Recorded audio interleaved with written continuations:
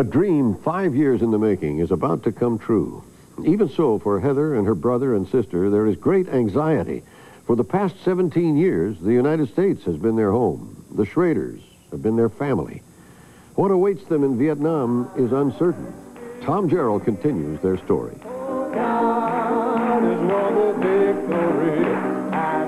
Their trip would be expensive. To raise money, Tim and Heather traveled from church to church in the Denver area, asking for donations.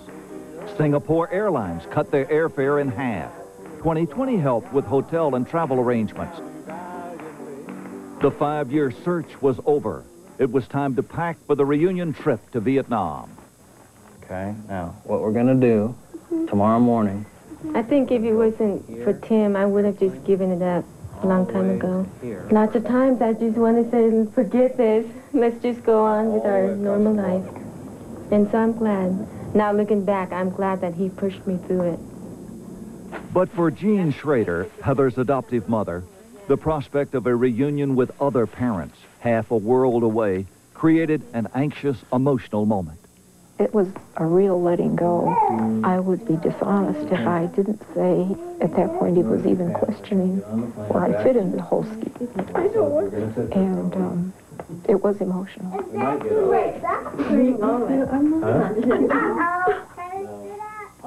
At the last moment, Jenny decided not to make the trip. That's the way you spell it? I decided not to go. I wanted to actually feel emotions about my family instead of having to force it on myself to actually feel that way. Not saying that I wouldn't have any emotions towards them, but I just want it to be genuine. The trip for Jason posed some special problems. The U.S. has no diplomatic relations with Vietnam, so the young lieutenant could travel only as a civilian. The Army granted 10 days leave for him to make this trip. He rushed from Fort Benning to Los Angeles to pick up his wife, Heidi. She wanted to go, too. Welcome to Stapleton International Airport. You may stop only long enough to load and unload. Back in Denver, the payoff for 5 years of hard work was about to begin. For Heather, it was time to say goodbye to her 2 oldest children. Because she was breastfeeding, she would take her 5-month-old baby. Goodbye, Bob.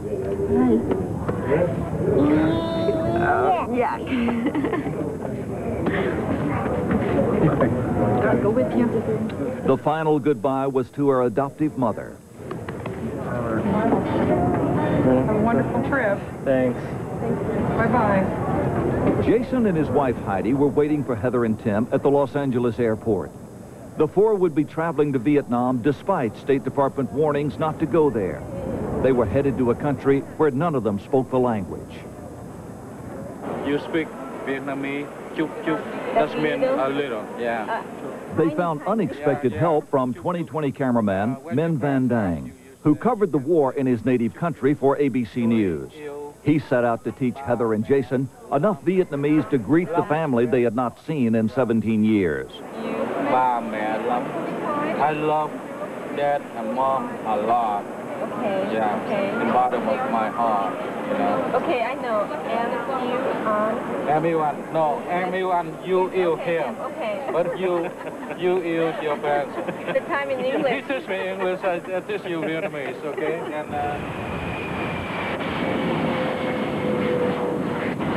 The flight would cover half the globe, take 27 hours, and leave them exhausted. The first sight of their homeland was a poignant reminder of how their lives had changed. 2 years ago when we, made the trip, it was the first time that it hit me was at the airport and seeing the people. That's when it really hit me that I'm home and no one's there to greet me. And that's what I was telling Jason, that was just the saddest moment of the trip, that my family didn't know that I'm here. So, Jason, how old were you when you left? I was 6. 6 years old. 6,105 days after they were evacuated as children, Heather and Jason arrived back in Vietnam at the Tan Son Nhut Airport in what's now Ho Chi Minh City.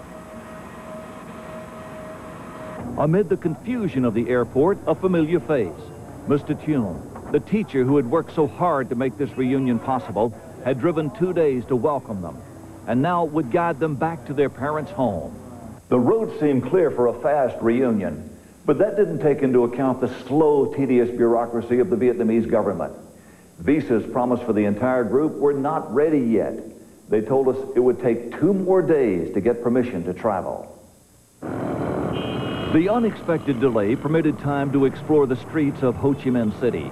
They found poverty and despair wherever they went. Old Saigon, once thriving and prosperous, is now a glaring reminder of the price Vietnam has paid for years of isolation from the West.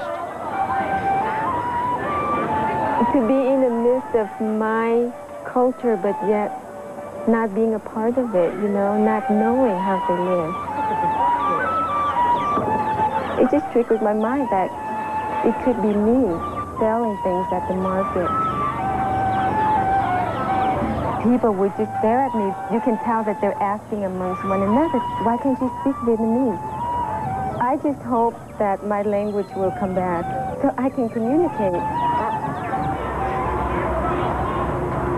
Heather continued her search for the missing pieces of her life. She went to an orphanage to help her recall her final days in Vietnam.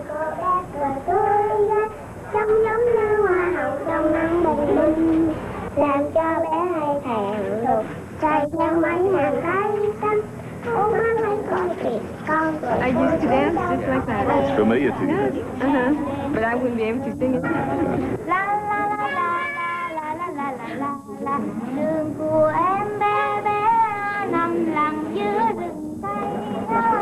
It just brought back the memories of me doing what they're doing right now.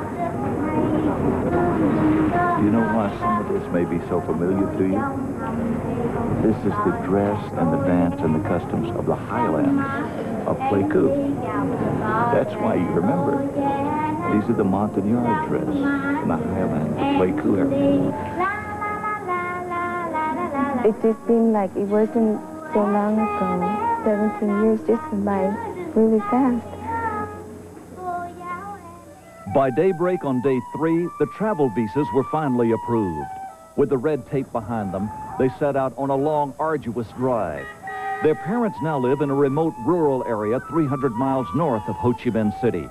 It would take 2 days over nearly impassable roads to reach the Central Highlands, retracing the same route they had taken 17 years earlier during the evacuation. A lot of the country is just so beautiful that you forget that these are poor and desperate people. Their first stop was Ben Din, the town where Heather's oldest sister now lives. It was on this dusty road that 17 years of separation disappeared in an instant. When I first saw her across the street, I knew it was her.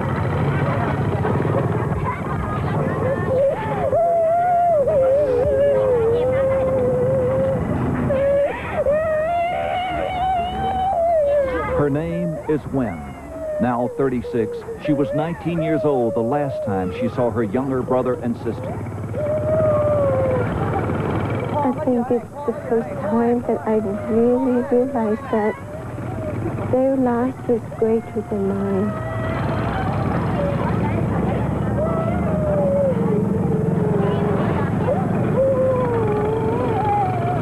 She's almost 10 years older than me, so I always remembered her as being much bigger. And at the reunion, it was such a shock to see her, such a thin, small woman. And she's my sister. By breakfast the next morning, their reunion was turning bittersweet. Heather and her sister were together at long last, but the language barrier was keeping them apart. When I went to America, Heather. I guess when I go back home, I just have to learn Vietnamese fast for my next visit.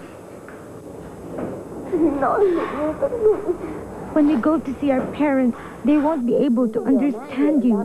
All they can do is look at you and cry. She asked me yesterday why didn't we come back sooner to live with them, and if I could go back and change it, I would have come back here much sooner. The final leg of their journey to their parents' home would take them over a cultural abyss, back in time to a lifestyle they had not seen since they were children.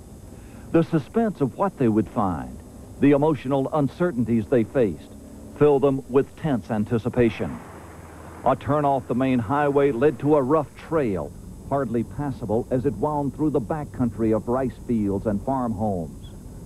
Huddled together, not understanding the language, bouncing along in a van, they looked ahead at each house wondering, is this it? Do your parents know you're so close? Yes, they do. They know you're coming. Right. So I just can't even comprehend their anticipation. Because mine, I am just going crazy. The parents had been waiting since sunrise. Word had been sent ahead that this was the day their lost children would return.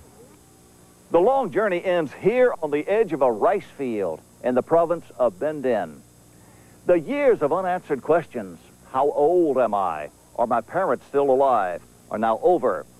A family separated since 1975 will finally be able to fill in the missing years.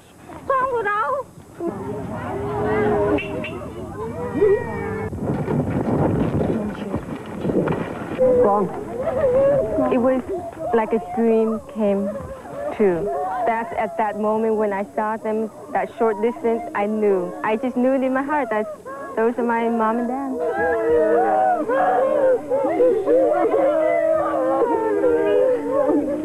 I saw my mother and father first, and I could see the joy, the relief in their eyes. I rarely have that feeling of pure joy about anything, and at that time I cried, which I haven't done in so long. All of those years, the memory in my mind didn't fade away. You did it. The diligent teacher, their new devoted friend, Mr. Tune, shared the moment he had worked so hard to bring about. Right now, I'm just really overwhelmed. I guess that's a good word, just overwhelmed. Knowing that it is happening, that it's not a dream anymore.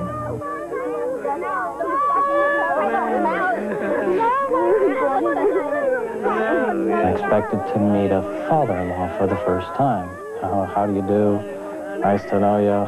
It was like the long-lost son-in-law. It was overwhelming to feel that accepted all of a sudden. Jason formed an instant bond with his two younger brothers who had grown up without him. Jason is the oldest. The honored #1 son was home. As family, there's a bond of love. And no matter how much the time and the separation, whether it's a couple days or a couple years or 17 years, you can always pick up that love. And I'd like to say that I love you, and let's start from here. In a moment, the extraordinary conclusion of this moving story. They had spent 17 years apart in very different worlds. Now there was so much to learn about each other, and only days to do it.